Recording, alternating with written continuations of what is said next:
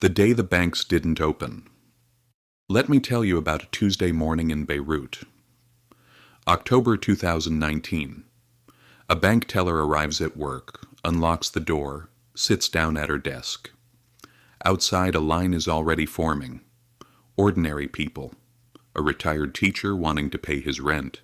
A young mother trying to access her savings. A small business owner needing cash for supplies. The teller looks at her screen, then looks away.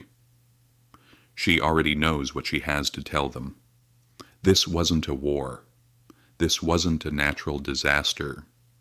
Nobody bombed the banks. No earthquake swallowed the vaults. No thief broke in overnight.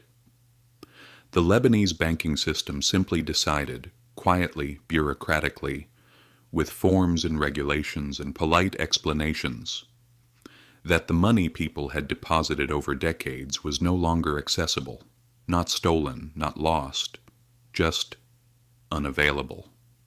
Withdrawal limits appeared overnight. First a few $100s per week, then less. Then the windows closed entirely for some accounts, and the Lebanese pound, which had held a stable peg to the dollar for over 2 decades, began to slip, then collapse. Within 2 years, it had lost over 90% of its value.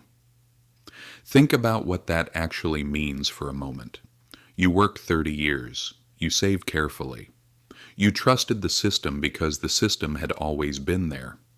And then one morning you do the math and realize your life savings now buys roughly what a month's salary once did. Who got wiped out? Not the ultra-wealthy. They had moved money abroad years earlier, to Switzerland, to Cyprus, to London. They read the signs. They had connections inside the system. The ones who lost everything were the ones who trusted the most. The retired civil servant who kept everything in a local account, because that's what responsible people did.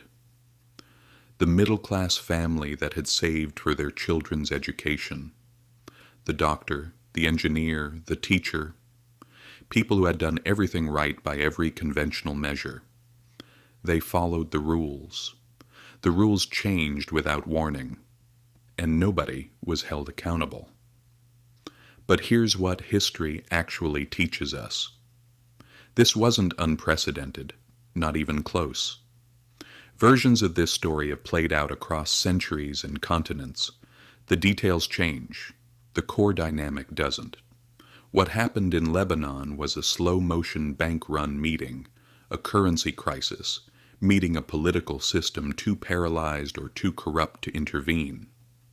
3 fires burning simultaneously until the whole building came down, and the survivors, the ones who protected what they had, shared one common trait. They didn't trust the system blindly, not because they were cynical or paranoid, but because they understood something most people spend a lifetime avoiding. Institutions are not built to protect you. They are built to sustain themselves. When the 2 goals align, you benefit. When they diverge, you are on your own. The question nobody wants to ask. Here's what I want you to sit with after watching this. Not, could this happen in my country? Because honestly, a version of it already has, somewhere in your country's history, or it will. The real question is simpler and more personal. If the bank you use today told you tomorrow that your account was frozen, what would you have? Not as a reason to panic, as a reason to think. The Lebanese families who came through this crisis with their lives intact had one thing in common. They had something real outside the system: property, foreign currency, gold, a business that produced something tangible, skills that couldn't be confiscated. They weren't wealthy. They were just prepared in ways that turned out to matter. What this means right now. I'm not here to tell you the system is about to collapse. I genuinely don't know that, and neither does anyone else. What I do know is this. Every single time in history that ordinary people have been financially destroyed, Not by poverty, not by bad decisions, but by systems they trusted. The story follows the same shape, gradual warning signs that seemed explainable, official reassurances that sounded credible.